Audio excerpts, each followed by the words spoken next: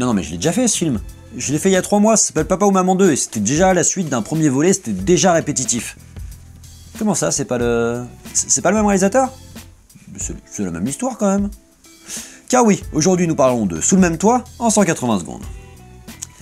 Réalisé par Dominique Farrugia et sorti le 19 avril 2016, c'est l'histoire d'Ivan et Delphine qui divorcent mais doivent cohabiter sous le même toit en raison de l'achat commun de leur maison.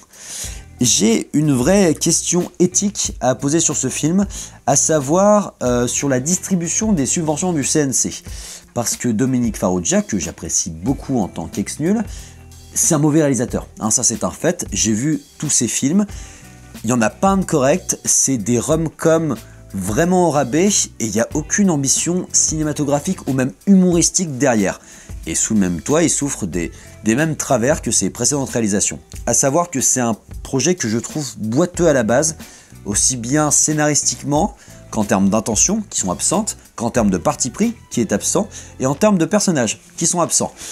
J'entends par là que le film est vraiment le cul entre deux chaises, entre l'absurdité des nuls, sans la verve d'Alain Chabat, et le comique plus traditionnel de situation, mais comique de situation complètement éculé dans les situations défendues dans le film. C'est une espèce de succession de sketchs avec un fil narratif suivi mais pas construit. J'ai vraiment l'impression en fait de me retrouver face à un film d'étudiant écrit en 2 jours, tourné en 1 semaine et sans s'être interrogé sur la viabilité du projet, sur l'humour du projet. Un film comique, ça se construit, ça se travaille, ça se développe et même ça, on fait des notes d'intention pour savoir de quoi on parle. Là, c'est complètement absent et autant l'humour aurait pu marcher si on était parti sur un truc complètement absurde, sauf que là, c'est rattaché au réel et on n'y croit pas parce que l'univers n'est pas bâti et que tout est bâti sur du faux en fait. Tout le film découle d'une situation de divorce qui ne marche pas étant donné que Delphine propose à Yvan de la tromper et quand il le fait, elle l'engueule.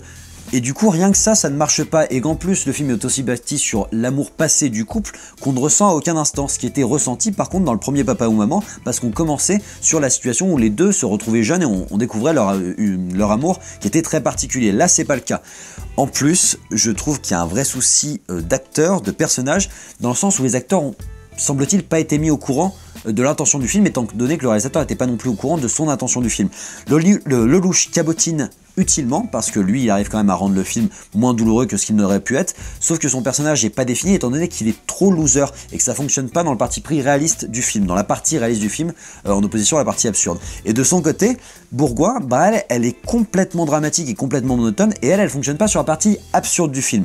En plus, à côté de ça, elle joue comme une patate, elle ressemble vraiment à Emma Watson, et elle a une voix qui m'est vraiment désagréable. Et vous penserez à moi, sur son rire final, c'est la mise en exergue de ce que c'est d'être une mauvaise actrice, je trouve. Il n'y a aucune aucune implication émotionnelle du spectateur dans ce film, parce que rien n'est défini, rien ne marche, même pas les acteurs. C'est le genre de comédie française qui se fait en paquet, juste pour payer ses impôts, et c'est bien dommage. J'ai envie de dire top. Voilà, j'espère que ce film vous a un peu plus plu qu'à moi. Je vais un peu nuancer mon propos dans le sens où si ça se découvre un dimanche après-midi pluvieux à la télé en tant que téléfilm, ben ça se laisse voir, c'est pas détestable, mais ça manque carrément d'ambition et puis ça fait chier parce qu'il se fait d'excellentes choses en France et que j'aimerais bien que les subventions reviennent à ces excellentes choses. J'en profite pour vous reparler du concours actuellement en cours pour fêter les 1 an des 180 secondes en parallèle du live qui a été fait des 180 minutes, à savoir que je vous fais gagner en ce moment Final Fantasy XV sur Xbox One et Final Fantasy XV Kingsglaive, le film meilleur que le jeu.